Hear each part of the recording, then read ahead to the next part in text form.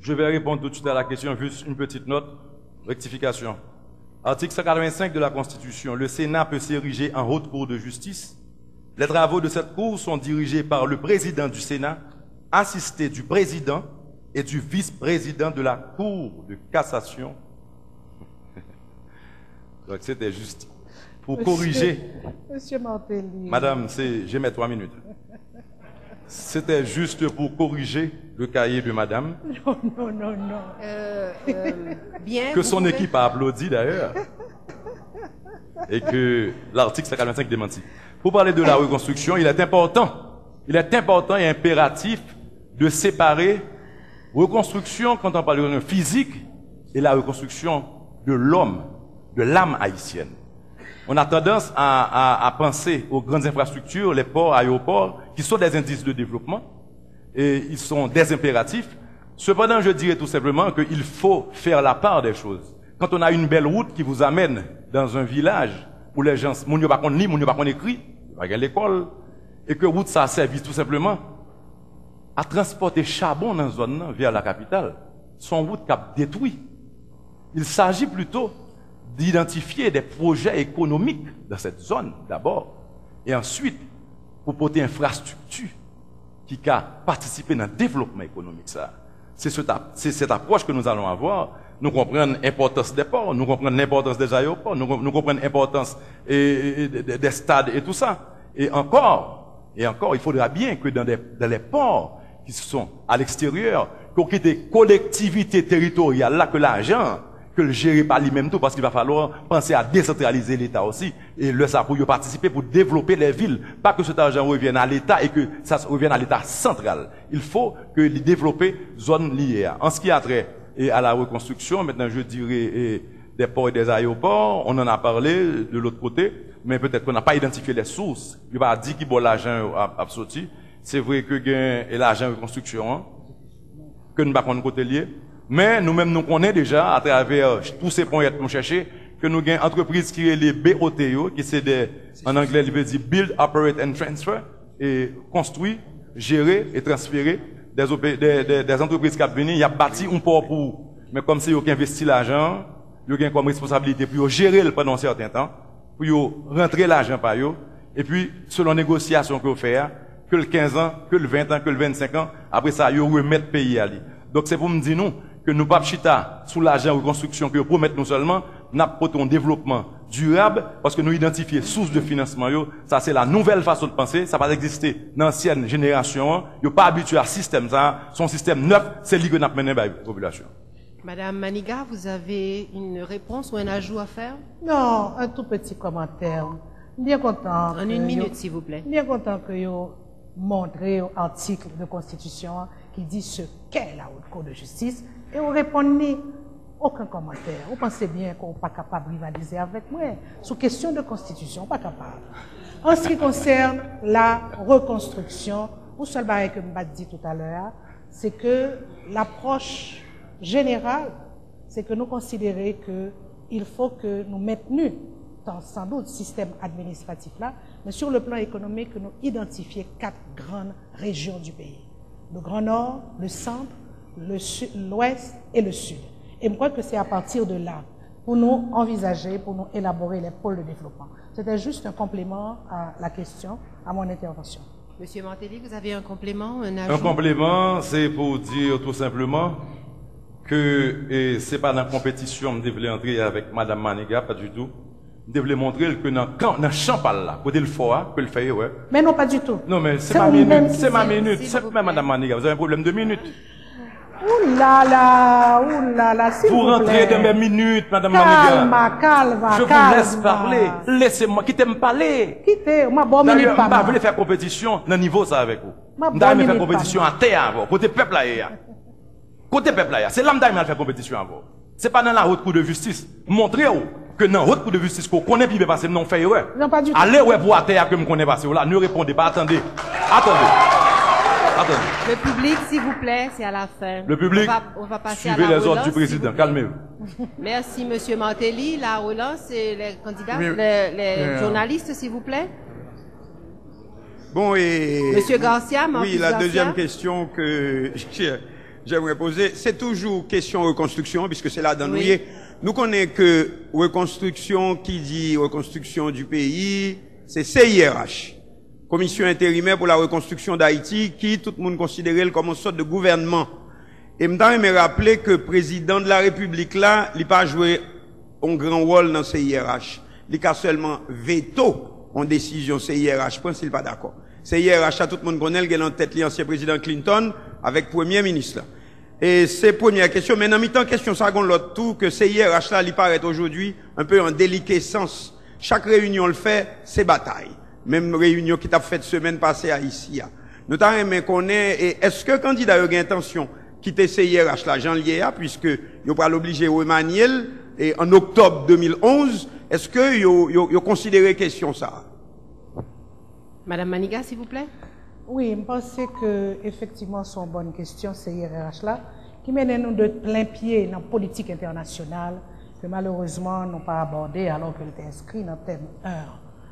Moi, je dis ceci que tout programme qui est élaboré à New York en mars 2010 par la communauté internationale, gagne un plan de reconstruction, gagne l'autre citoyen haïtien qui élaborait des plans de reconstruction. Je pense que nous sommes capables de mettre les plans ensemble pour nous voir comment réaménager non seulement la CIRH, mandat pour le fini, mais le plan lui-même élaboré par la communauté internationale. Il y a un pile bagaille que pour nous revoir. Cependant, moi je dis qu'un gouvernement signal, un gouvernement qui vient après lui, a assumé plan de reconstruction, mais avec la possibilité de réaménagement et bien entendu, commission, il faut que nous revoir le tout. Monsieur Martelly, s'il vous plaît. S'il vous plaît, Monsieur Martelly. La CIRH m'a dit que les bon rôle que le cas a joué. Cependant, nous réalisons que nous avons certaines lenteurs et nous avons certains désordres dans les gens à présenter. Et l'essentiel, c'est que nous ne pas pour dire que faut éliminer, mais on va réévaluer, nous pourrons le rediriger de telle sorte que le rôle qu'il a joué, il performer là-dedans, qui rôle qu'il a joué, il y a une meilleure entité qui identifie des sources de revenus que nous-mêmes nous pas connaissons. Et cependant, en ce qui a trait à la reconstruction même d'Haïti, les priorités, je crois que ça gagne pour en pile avec plan que le gouvernement place la gagne, plan de développement, de telle sorte que on intégrer et les projets de la CIRH et les projets des ONG dans le plan de développement que le gouvernement gagne. C'est le contraire qui est fait. On a tendance à suivre la CIRH. Et si c'est comme ça pour l'aller, on va réévaluer. Bien, nous pourrons continuer dans le thème 3. Me rappeler qui c'est reconstruction du pays, qui a parlé donc en principe énergie électrique, route, port, aéroport, installations sportives et culturelles, mais qui concernait tous les créations dans les 10 départements de grands pôles économiques en fonction de différentes potentialités qui sont capables d'identifier. Alors, nous pourrons passer la parole à Marcus Garcia pour deuxième question sous thème reconstruction. Non, je crois que c'est Dali qui veut. Non, mais en fait, j'aimerais revenir sur la question de CIRH, sur reconstruction, et puis n'a tout prend aspect sur parler. C'est que, il y a le moniteur du jeudi 6 mai 2010, qui fixait justement mandat CIRH là, et puis en même temps qu'il a l'article 4 qui parlait de membres qui ont droit de vote, pouvoir exécutif, pouvoir judiciaire, en paquet secteur haïtien. Ça qui vient de passer avec CIRH là, c'est que nous pas l'hérité de lui-même, le président, et que mandat l'a fini en octobre 2011. Et question, c'est que la partie haïtienne au sein de la CIRH sentit que yo marginalisé yo. C'est pas seulement la partie haïtienne, il y a d'autres secteurs de la communauté internationale qui pensaient que il y a un pays qui presque monopolise les questions avec le secrétariat général. Maintenant, en tant que président, si nous tous les deux, il y en a devenu président, qu'est-ce que vous allez faire de concret pour donner à la partie haïtienne la voix qu'elle méritait au sein de la CIRH, autrement dit, de la reconstruction du pays, et en même temps équilibrer question avec les pays qui contributeurs. Bon, mais question ça, surtout sous CIRH. Alors, nous allons accorder juste 1 minute parce qu'il faut que nous rentrions dans la deuxième partie thème. Alors, Monsieur Martelly, en 1 minute, s'il vous plaît. En 2 secondes, la question. C'était que Parti qui j'en nous haïtienne. reconstituer et dynamique fonctionnement CIRH là, pour bailler la partie haïtienne voit que le mériter la reconstruction puisque qu'on y a tout plein yo marginalisé, yo fait sortir lettre gain 12 là donc sortir Non, lettre. c'est bon. Ok, marginalisation. C'est bon. Faut me dire que Jean a traité la partie haïtienne un peu à travers le monde, est toujours marginalisée. Que ça soit dans des relations que nous gagnons avec d'autres pays des fois, que ça soit Jean la capacité à travers le football nous, que ça soit des fois le nous voulons arrêter pour nous dire que nous pas s'ouvrir encore, nous occuper bon ici. Mais la plupart du temps, le gain pour l'ouest avec Jean nous-mêmes. Ça nous vend, ça nous représente, ça nous paye. Donc il s'agit maintenant de recentrer tout ça et lancer les signaux pour que maintenant il va falloir, il est impératif qu'on priorise les intérêts de la nation. Il est impératif que nous coopérer vraiment, que nous pas faire nous des dons, mais nous négocier la solution de telle sorte que la participation haïtienne puisse jouer son rôle, un rôle qui doit être entier, parce que avant tout, les Haïtiens connaissent mieux les problèmes du pays, ils ont eu des problèmes d'attitude, de mentalité, on va changer tout ça.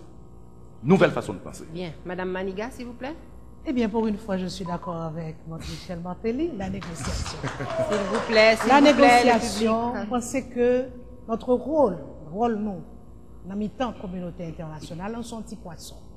Nous sommes un pays qui est en situation de dépendance et que nous ne sommes pas capables ni arrogants ni pour en faire de gros poignets. C'est la négociation. Moi, je crois que en mars 2010, tout ça a été organisé, a été décidé à New York, il était fait sous le coup de l'émotion. Une émotion mêlée de générosité pour ça qui fait qu'il arrive noir. Et m'a persisté sur le fait que il y a l'autre programme de reconstruction que Haïtiens eux-mêmes ont fait. Et je crois qu'il y a moyen pour nous essayer de ranger tout ça. Un décret présidentiel a créé CIRH et l'autre bagaille tout. Par exemple, l'autre bagaille que nous avons condamné à cette époque. Eh bien, un autre décret présidentiel capable de tout remettre les pendules à l'heure, si nous capable de dire. Voilà. Bien, alors nous allons passer tout de suite à deuxième volet, thème 3, et là, nous allons réintroduire Marcus, ou de préférence Lucien. C'est ça. Alors, Madame Maniga, Monsieur Martelly, avant que nous prenions décision ça, ou ensemble d'études, nous faisons sur tout le pays, l'on a parlé de grand pôle de développement.